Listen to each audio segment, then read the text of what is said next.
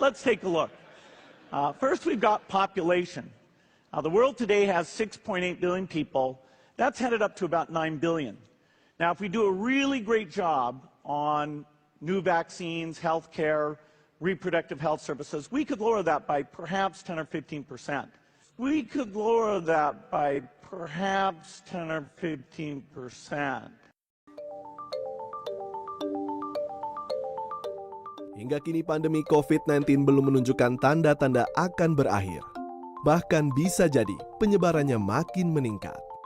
Hingga pertengahan Juni lebih dari 35.000 orang di tanah air terpapar virus corona.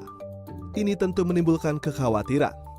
Selain masalah kesehatan, dana yang harus dikeluarkan untuk perawatan pasien COVID-19 ternyata tidak murah. Di media sosial, seorang mantan pasien COVID-19 menyebarkan biaya yang harus ia bayar selama masa perawatan. Totalnya mencapai lebih dari 33 juta rupiah. Harga ini hanya untuk kamar rawat 9 hari, obat-obatan, pemeriksaan laboratorium, dan kunjungan dokter. Tentunya biaya akan semakin mahal jika membutuhkan peralatan lain seperti ventilator. Lalu sebenarnya berapa biaya perawatan pasien COVID-19? Jumlahnya bervariasi tergantung tingkat keparahan dan rumah sakit yang merawat. Beberapa pejabat negara sempat mengungkap biaya perawatan pasien COVID-19 di hadapan publik. Menteri BUMN misalnya menyebutkan seorang pasien bisa menghabiskan ratusan juta rupiah untuk perawatan. Sementara menurut Kementerian Kesehatan rata-rata pasien menghabiskan sekitar 50 juta rupiah. Kementerian Keuangan sendiri telah menggelontorkan dana senilai 75 triliun rupiah untuk penggantian biaya perawatan rumah sakit. Dari surat Kementerian Keuangan ini kita bisa memprediksi berapa biaya perawatan pasien COVID-19.